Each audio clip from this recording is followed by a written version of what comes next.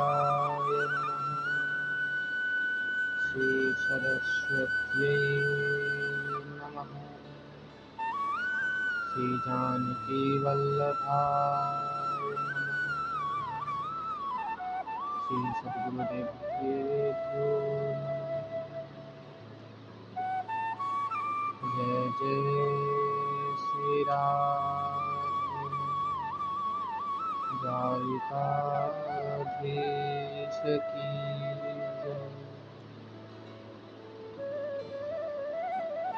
आज से तीसरा सत्र प्रारंभ हो रहा है। महाराज परीक्षित बोले, भगवान ये नरक क्या है?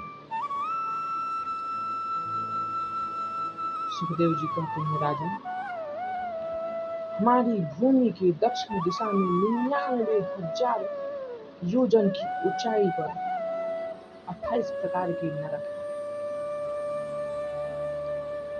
आदमी जब पाप कर्म करता है तो यमराज के दूत गले में रस्सी डालकर ले जाते हैं और नरक में डाल देते हैं। परीक्षित बोले, 28 प्रकार के? महाराज ये 28 प्रकार के नरक कौन कौन से हैं? बोले, तामिस,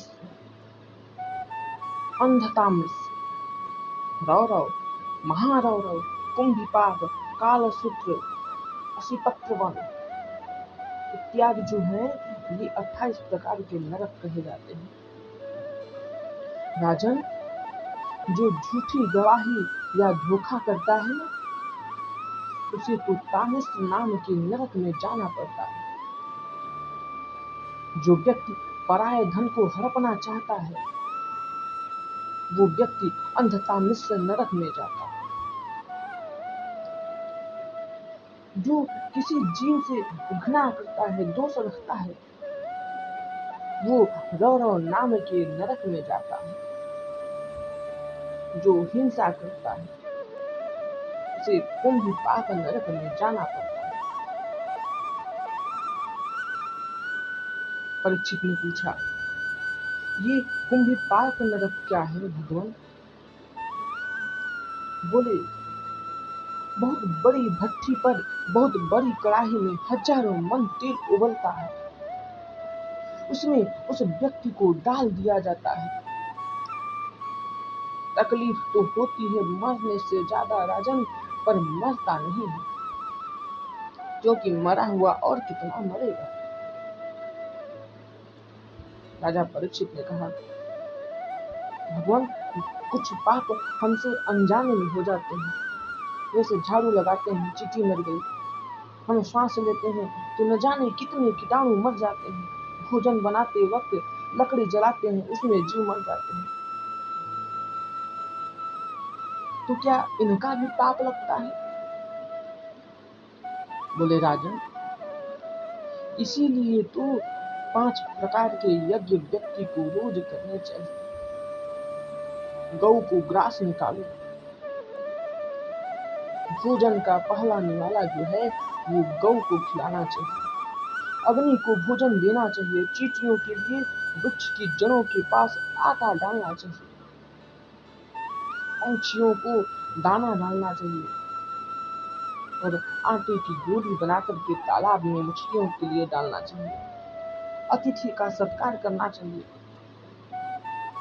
अगर आपके घर पे कोई भिखारी भी आ जाए उसे जूठा अन्न नहीं देना चाहिए।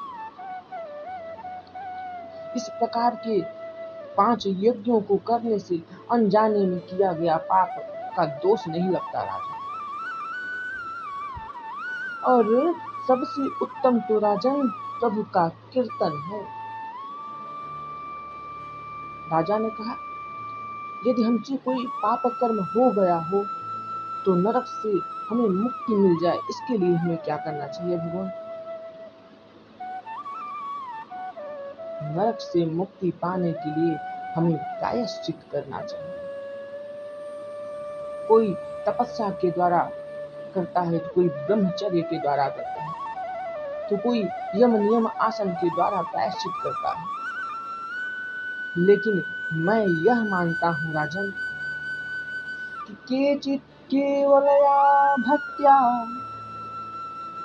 वासुदेव परायणः अधम धन्वन्तिकांस्येन निहारमिव भास्करः। सबसे बड़ा प्रायश्चित तो केवल प्रभु का कीर्तन है, प्रभु के नाम का स्मरण है। लेकिन इसका ये मतलब नहीं कि आप पाप पे पाप कर्म करते जाइए और कहिए हम तो भगवान का भजन करते रहते हैं इसलिए पाप हम नहीं भोगना पड़ेगा। ये अनजाने में अगर आपके न जाने में अगर कोई पाप हो गया है तो उसके लिए है, और भगवान का भजन जो करेगा वो पाप तो कर ही नहीं सकता। उसकी आत्मा का ही बदलाव हो जाता है। इसलिए प्रभु का कीर्तन तो हमें करना ही चाहिए। आइए हम और आप मिलकर के भगवान के नाम का संकीर्तन कर लें, भगवान का थोड़ा भजन कर लें।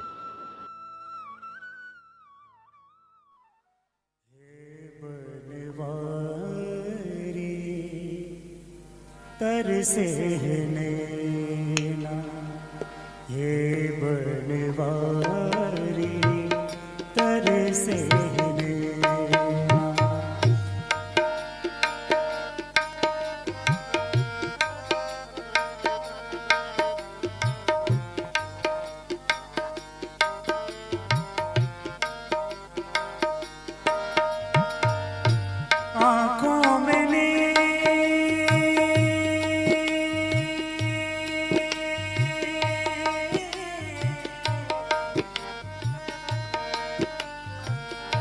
आँखों में नींद ना दिन में है चैना चैना हे बनवारी तरसे नैना हे बनवारी तरसे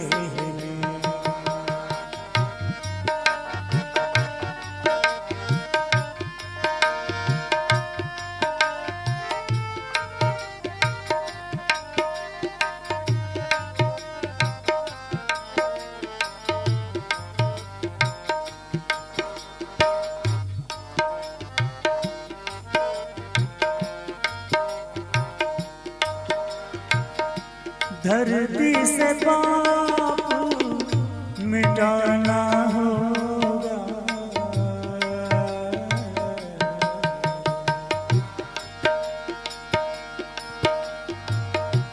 धरती से पाप मिटाना होगा। मेरी कसम तुम्हें आना होगा, मेरी कसम तुम्हें आना होगा। रात को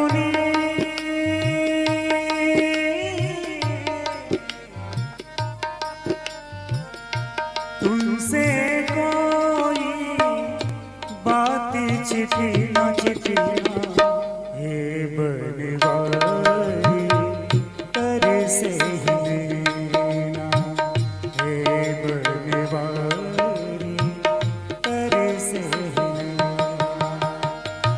आँखों में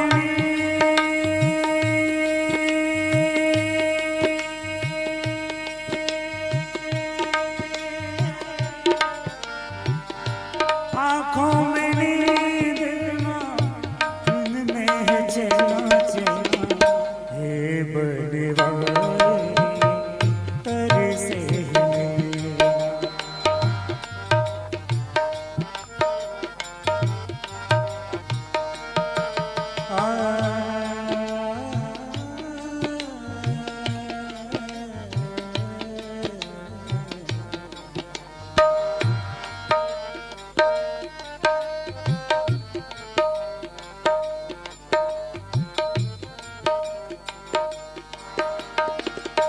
कैसे भेजूं तुमको तक पतिया कैसे भेजूं, कैसे भेजूं तुम तक पतिया। तुम जानते हो मन की बतिया, तुम जानते हो मन की बतिया। तुमसे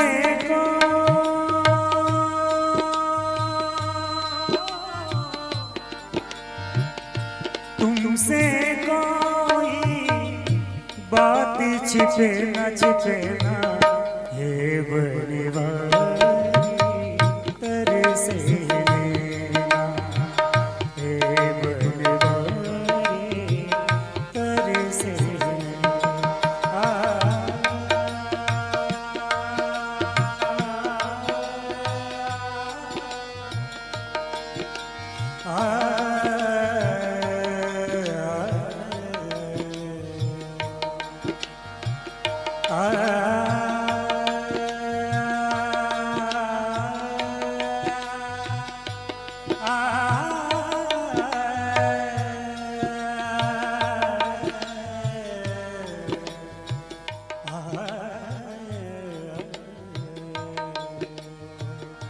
हे बनवारी तरसे नैना, रात को नींद ना, दिन में चैना चैना, हे बनवारी तरसे नैना।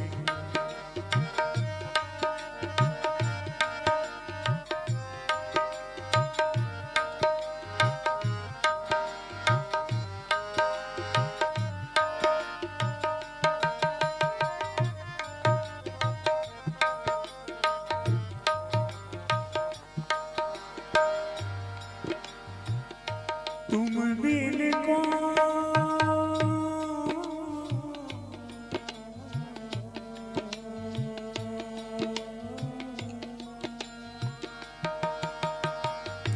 तुम बिन कौन सहारा मेरा, तुम बिन कौन सहारा मेरा। कौन सुने ना प्रभु जी दुखड़ा, कोई सुने ना मेरा प्रभु जी दुखड़ा। हे घनश्याम,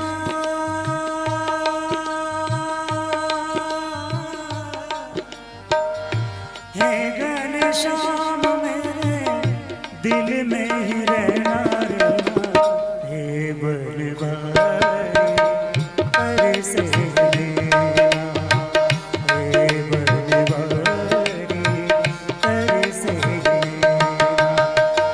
रात को नींद ना, रात को नींद ना, रात को नींद ना, दिन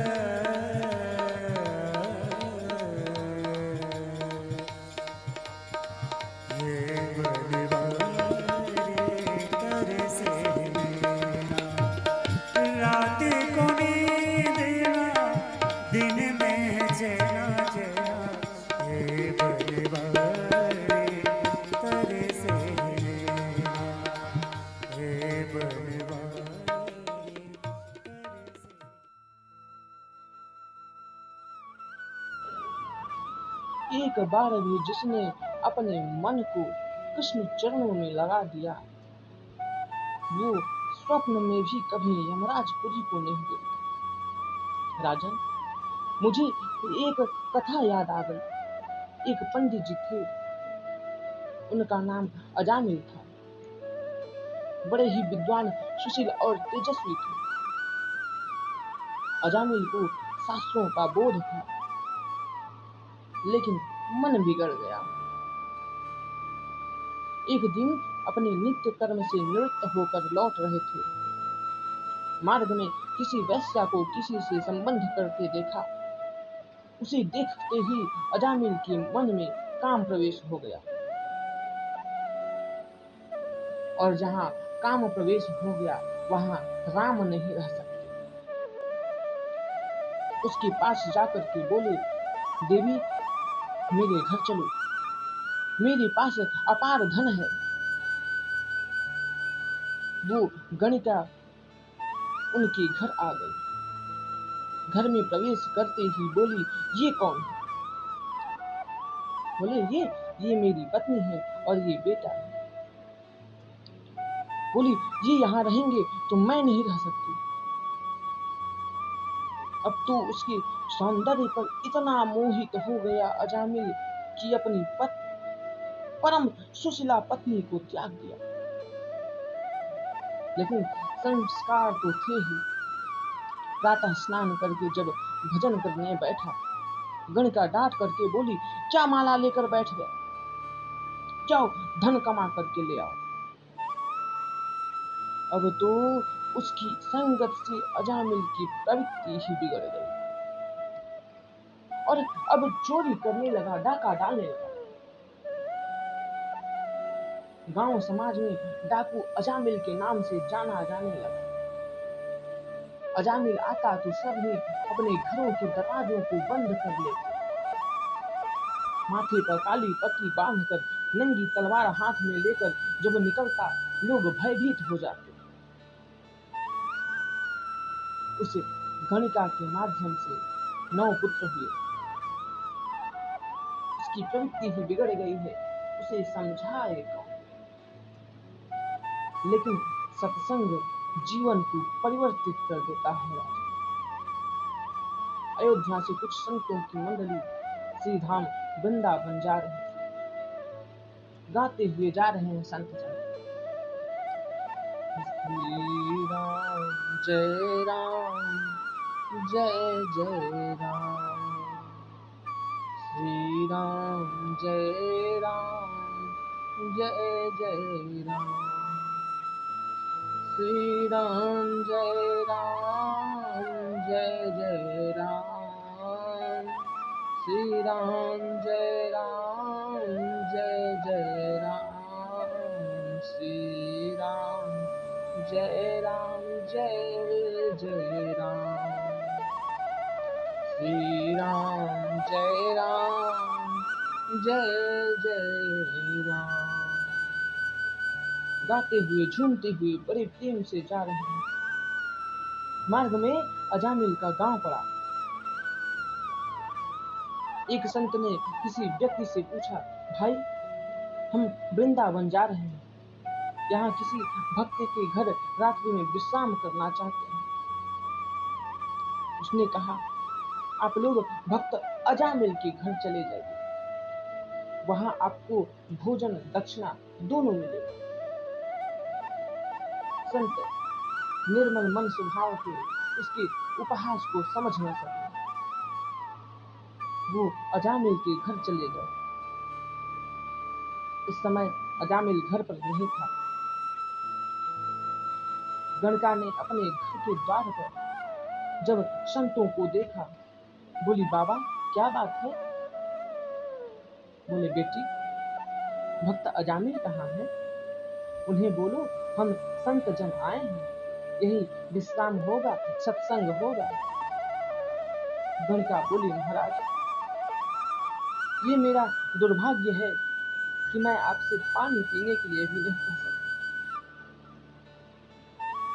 मेरा पति कोई भक्त नहीं, बहुत बड़े डाकू हैं। बाबा, बचपन में मेरी माँ ने कहा था कि संतों से कभी झूठ मत बोलना। हमारे घर पर मदिरा पान होता है बाबा। मैं तो आपको जल पीने का भी आग्रह नहीं कर सकता। महात्मा बोले, बेटी कोई बात नहीं, हम कहीं अन्य जगह पर चले जाते हैं। जब संत जाने लगे तो गणिका उनके चरणों में गिर करके रोने लगी और बोली, बाबा आप मेरे हाथ का भोजन नहीं कर सकते, लेकिन मैं आपको सूखा सामग्री दे दूं तो आप स्वयं बना करके प्रसाद पा तो सकते हैं। संतों ने अपने आसन वृक्ष के नीचे लगाया, प्रसाद बनाकर पाने बैठे। महंत जी ने मुख में एक ही ग्रास लिया था कि उनके नेत्रों से आंसू आ गए। संतों ने पूछा, क्या हुआ महाराज, आपकी आंखों में अश्रु क्यों? बोले, इसको सुधारूं कैसे? अजामिल का अन्न हमने खाया, इसको सुधारना है, लेकिन कैसे? इसको कोई धार्मिक काम कहेंगे तो करेगा नहीं, तो फिर इसके बिगड़े हुए आचरण को संवारे कैसे? अजामिल डाका डालकर मध्य रात्रि में ही माथे पर काली पट्टी बांधे, कंधे पर लूट का सामान का थैला लटकाए आ गया। अब तो संतों की मंडली को देखते ही आग बबूला हो गया। बोला, इनको किसने बुलाया? मेरे घर में प्रवेश की अनुमति इनको किसने दी?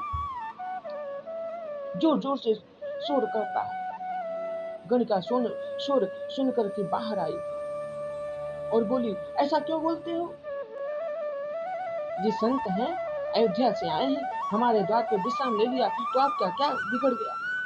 प्रातः काल चले जाएंगे। एक बात बताऊं, अजामिल गणिका से बहुत डरता था। बोला, तुमने बुलाया है तो 2-4 दिन और रख लो। अजामिल को देख करके महंत मुस्कुराए और बोले, बेटा रात्रि का भोजन तुम्हारे यहाँ पाया है, विश्राम किया, और तुम जानते नहीं, संत भोजन करते हैं तो भोजन के बाद उनको दक्षिणा दी जाती है। क्या हमें दक्षिणा नहीं दोगे? अजामिल बोला, दक्षिणा? वो भी हमसे? अरे ओ महात्मा, मेरी सबसे बड़ी दक्षिणा यही है कि मैंने आपका लोटा सोटा नहीं छुड़ाया। भूतों से ही पूत लेना चाहते हो? बोले, बेटा हमें रुपए पैसे दक्षिणा में नहीं चाहिए, और आज तुमसे बिना दक्षिणा लिए जाएंगे नहीं। हमारी एक ही दक्षिणा है, वो ये है कि तुम हमारी बात मानकर हमारा आदर कर दो। अजामिल बोला, कहिए क्या बात है, मानने लायक होगी तो मानेंगे, नहीं तो हमारी मर्जी। संत ने कहा, इस बार तुम्हारी पत्नी के गर्भ से जो बालक जन्म लेगा उसका नाम नारायण रख देना, और हमें कुछ नहीं चाहिए। अजामिल बोला, नारायण? ये तो कुछ खास नहीं है। पत्नी ने कहा, संत जब कह रहे हैं तो एक का नाम नारायण नहीं रख सकते? अजामिल ने कहा, ठीक है, और अपने 10वें पुत्र का नाम नारायण रख दिया। सुखदेव जी कहते हैं, देखा राजा, मुक्ति का कैसा सुंदर उपाय बता गए। ये पापी और तो कुछ कर नहीं सकता, नारायण पुत्र का भी नाम लेगा तो कुछ तो हो ही जाएगा। अजामिल अब जहां भी कहीं जाता, अपने पुत्र नारायण को साथ में लेकर के जाता। सुबह शाम 8 याम उसके मुख पर अपने छोटे पुत्र नारायण का ही नाम रहता। परमात्मा के नाम को कैसे भी गाओ, भाव से, कुभाव से, क्रोध से, प्रेम से, लेकिन नाम तो अपना प्रभाव दिखाएगा। अजामिल की मृत्यु का समय आया। यमराज ने अपने दूतों को अजामिल को लाने भेजा। इधर पलंग पर पड़े थे अजामिल। यमराज के दूतों ने गले में रस्सी बांधी। दूतों का विकराल रूप देखकर अजामिल डर गया और अपनी सहायता के लिए चिल्लाने लगा, बचाओ बचाओ। लेकिन बचाए कौन? दूरे पीडन का सप्तम पुत्रम नारायणाध्वरम प्लावितेन स्वरेणोच्चे राजुहावाकुलेन्द्रियः। थोड़ी दूर पर उसका बेटा नारायण खेल रहा था। उस पर नजर पड़ते ही चिल्लाया, बेटा नारायण आओ, नारायण मुझे बचाओ। अजामिल के मुख से अंतिम समय में नारायण का नाम आ गया। तुरंत प्रभु के पार्षद आ गए। सभी की 4 भुजाएं पीतांबर धारण किए हैं, बड़ा सुंदर स्वरूप है। पार्षदों ने यमदूतों से अजामिल को छुड़ाया और बोले, इसे तुम नरक नहीं ले जा सकते। बोले, क्यों? आप कौन होते हैं? ये तो बड़ा पापी है, दुष्ट है। स्वयं यमराज ने हमें भेजा है इसे लाने को। पार्षदों ने कहा, तुम धर्मराज के पार्षद हो, क्या तुम धर्म की परिभाषा जानते हो? धर्म किसे कहते हैं? वेद ने जिसका प्रतिपादन किया उस पे चलने का नाम है धर्म।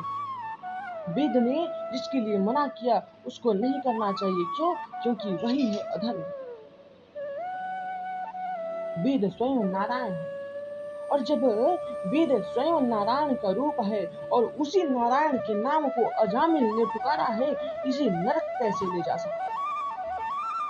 यमदूतों ने कहा, इसने भगवान के नाम को नहीं अपितु अपने पुत्र को बुलाया। पार्षद बोले, हम तो कुछ नहीं जानते, इसने नारायण का नाम लिया है तो बस। अजामिल दोनों की बातें सुन रहा था।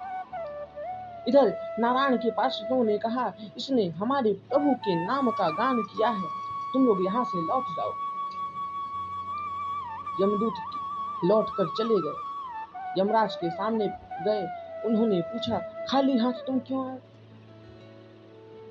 बोले, महाराज, हमने तो सोचा था कि दुनिया के मालिक आप हो, लेकिन वहां तो अजामिल ने अपने बेटे नारायण के नाम को लिया। इतने में वहां पार्षद आ गए। यमराज ने उनके मुख से नारायण का नाम सुना। सुनकर के नेत्र सजल हो उठे। यमराज भगवान के परम भक्त हैं। अपने दूतों से बोले, धीरे बोल, धीरे, इस नाम को यहाँ मत गाओ। अरे यही तो मेरे प्रभु का नाम है। तुम कितने बड़े भाग्यवान हो कि प्रभु नारायण के पार्षदों का तुमने दर्शन किया। बोले, महाराज, तो हम किसे पकड़ कर ले आए? ऐसे तो सभी अपने पुत्र का नाम नारायण रख देंगे। बोले, नहीं, जिस व्यक्ति की जीभ पर एक बार भी कृष्ण नाम संकीर्तन नहीं आया, संकीर्तन नहीं किया, जिसकी दृष्टि एक बार भी कृष्ण के चरण बिंद का अनुसरण नहीं करती, जिसका मस्तक प्रभु चरण में नहीं झुकता, ऐसे पापी को तुरंत पकड़ करके नरक में ले आओ। और जो भगवान का नाम कीर्तन करता है, संकीर्तन करता है, सुनता है, सत्कर्म करता है, उन्हें पकड़ कर नहीं लाना। अजामिल ने सोचा, पुत्र नारायण का नाम उच्चारण करने से मैं नरक जाने से बच गया। यदि सच्चे मन से नारायण के नाम को गाऊंगा, स्मरण करूंगा, तो क्या मुझे मोक्ष नहीं मिलेगा? अजामिल के मन में ऐसा वैराग्य आया, सब कुछ छोड़कर वन में तपस्या के लिए चला गया। सुखदेव जी कहते हैं, परीक्षित, इसीलिए मैं कह रहा था तुम्हें, प्रभु के चरणों में एक बार जिसका मन लग गया, वो यमराज की पुरी में स्वप्न में भी नहीं आता। अगर आपका मन बिगड़ रहा है तो उसे संतों के संग रह करके सुधार लेना चाहिए। देखिए संतों की कितनी बड़ी कृपा, अजामिल जैसे डाकू को, पापी को भी उन्होंने मोक्ष प्राप्त करा दिया। सुखदेव जी ने फिर दक्ष प्रजापति का प्रसंग कहा। उनके 11,000 पुत्रों के विरक्त होने की कथा सुनाई। देवता लोगों ने सभा में गुरु का अपमान किया, इसलिए बृहस्पति रूठ करके चले गए। इंद्र ने दूसरा गुरु बनाया, नाम था उसका विश्वरूप, और इंद्र के हाथों से ही मारे जाने से उन्हें बड़ा भारी पाप लगा। उस ब्रह्म हत्या को 4 जगह बांट दिया। स्त्रियों, वृक्षों, पृथ्वी तथा जल, इन 4 जगहों में बांट दिया ब्रह्म हत्या के पाप को। त्वष्टा मुनि ने मंत्र शक्ति से दूसरा पुत्र उत्पन्न किया, वृत्तासुर। इंद्र को मारने वृत्तासुर आया। इंद्र ने दधीचि ऋषि की अस्थियों से बने वज्र से उसका उद्धार किया। वृत्तासुर भगवान का परम भक्त था। भगवान ने वृत्तासुर का उद्धार कर उस पर कृपा की। परीक्षित ने पूछा, ऐसा महान भक्त होने पर भी वृत्तासुर को राक्षस योनि में क्यों जन्म लेना पड़ा? उसका पूर्व वृत्तांत क्या है महाराज? आप कहते हैं कि परम भक्त था, फिर भी उसे राक्षस योनि में जाना पड़ा, इसका क्या कारण है? कृपया करके हमें बताइए।